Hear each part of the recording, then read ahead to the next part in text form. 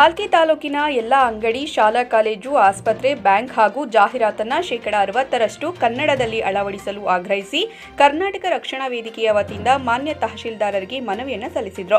ನಂತರ ಮಾತನಾಡಿದ ತಾಲೂಕು ಅಧ್ಯಕ್ಷರಾದ ಗಣೇಶ್ ಪಾಟೀಲ್, ಚನ್ನಬಸವಪ್ಪ ಹುಟ್ಟಿದ ನಾಡಿನಲ್ಲಿ ಕನ್ನಡವನ್ನು ಉಳಿಸುವುದು ನಮ್ಮೆಲ್ಲರ ಹೊಣೆಯಾಗಿದೆ.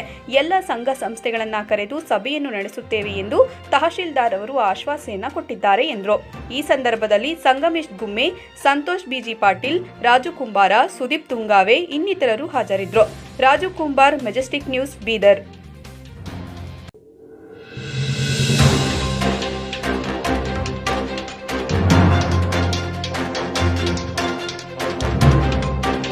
ಕರ್ನಾಟಕದಲ್ಲಿ ಆಡಳಿತ ಭಾಷೆ ಕನ್ನಡ ಹೊಂದಿದ್ದು, ನಮ್ಮ ಕರ್ನಾಟಕ ಸರ್ಕಾರ ಆದೇಶವಿದೆ. ಕನ್ನಡ ಎಲ್ಲ 60% ಕನ್ನಡ ಮೊದಲೇ ಆದ್ಯತೆ ಕೊಡಬೇಕು. ಅನ್ಯ ಭಾಷೆ ಹೆಚ್ಚಿಗೆ ನಾಮಫಲಕ ಪಾಲಿಕೆಯಲ್ಲಿ ಏನಾಗಿದೆ, ಭಾಷಣದಲ್ಲಿ ಹೇಳ್ತಾ ಇದ್ದೆ, ಪರಮ ಪೂಜ್ಯ ಲಿಂಗೈಕ್ಯ ಡಾಕ್ಟರ್ ಚನ್ನಬಸವಪ್ಪ ಪಟ್ಟದೇವರು ಹೇಳ್ತಾ ಇದ್ದೀವಿ, 60 ಅವರು ಉರ್ದು ಒಳಗಾಕಿ ಹೊರಗೆ ಉರ್ದು ಹಾಕಿ ಒಳಗೆ ಕನ್ನಡ ಕಲಿಸಿದ್ದಾರೆ ಅಂತ. ಆದರೆ ಅದು ಆಗ್ತಾ ಇಲ್ಲ.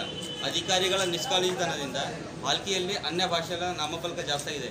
20ನೇ ತಾರೀಕಿಂದ ಗಡುವು ಕೊಟ್ಟಿವಿ. 21ನೇ ತಾರೀಕು ಒಂದು ವೇಳೆ ಇವರು ಅನ್ಯ ಭಾಷೆನ ಬ್ಯಾನರ್ಗಳನ್ನು ತೆಗೆದ ಇದ್ದರೆ 20ನೇ ತಾರೀಕು ಮಸಿ ಬೆಳೆಯುವ ಕರವೇ ಹಮ್ಮಿಕೊಳ್ಳಲಾಗಿದೆ. ಸರ್, 2-3 ವರ್ಷ ಚನ್ನಬಸವ ಪಟ್ಟದೇವರು ಹುಟ್ಟಿ ಬೆಳೆದಂಥ ನಾಡಿದು.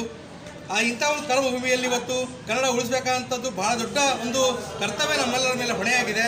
ಆ ಕಾರಣಕ್ಕೆ ಮುಂಬರುವ ದಿನಗಳಲ್ಲಿ ಈ ಒಂದು ಆಶ್ವಾಸನೆ ಕೊಟ್ಟಂಥ ನಮ್ಮ ಗ್ರೇಟು ತಹಶೀಲ್ದಾರರಾದಂಥ ಜಿಲ್ಲಾ ಸರ್ವರನ್ನು ಆಶ್ವಾಸನೆ ಕೊಟ್ಟಿದ್ದಾರೆ.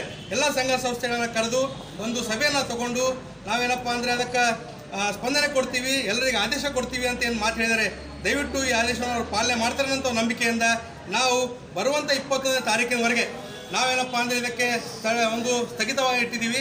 ಒಂದು ವೇಳೆ ಇದು ಏನಪ್ಪ ಅಂದರೆ ಬರುವಂಥ 20ನೇ ತಾರೀಕಿನೊಳಗೆ ಅವ್ರು ಏನಪ್ಪ ಅಂದರೆ ಇದಕ್ಕೆ ಕಾರ್ಯರೂಪ ತರಲಿಲ್ಲ ಅಂದರೆ ಪಾಲಿಕೆಯಲ್ಲಿರ್ತಕ್ಕಂಥ ಯಾವುದೇ ಸಂಘ ಸಂಸ್ಥೆಗಳಿರ್ಬೋದು, ಸರ್ಕಾರದ ಸಂಸ್ಥೆಗಳಿರ್ಬೋದು, ಅಂಗಡಿ ಮುಂಗಟ್ಟಿರ್ಬೋದು, ಪ್ರತಿಯೊಂದನ್ನು ನಮ್ಮ ಗಣೇಶ್ ಪಾಟೀಲ್ ಅವರ ನೇತೃತ್ವದಲ್ಲಿ, ನಮ್ಮ ಜಿಲ್ಲಾ ಉಪಾಧ್ಯಕ್ಷರಾದಂಥ ನಮ್ಮ ಸಂಗಮೇಶ್ ಗುಮ್ಮೆ ಅವರ ನೇತೃತ್ವದಲ್ಲಿ ನಾವೆಲ್ಲ ಅಂಗಡಿ ಮುಂಗಟ್ಟಿಗಳಿಗೆ ಕಪ್ಪು ಮಸಿಯನ್ನು ಬಳಿತೀವಿ ಅಂತ ಮಾತನ್ನು ಇಲ್ಲಿ ಖಡಾಖಂಡಿತವಾಗಿ ಹೇಳಕ್ಕೆ ಇಚ್ಛೆಪಡ್ತೀನಿ. ಧನ್ಯವಾದ.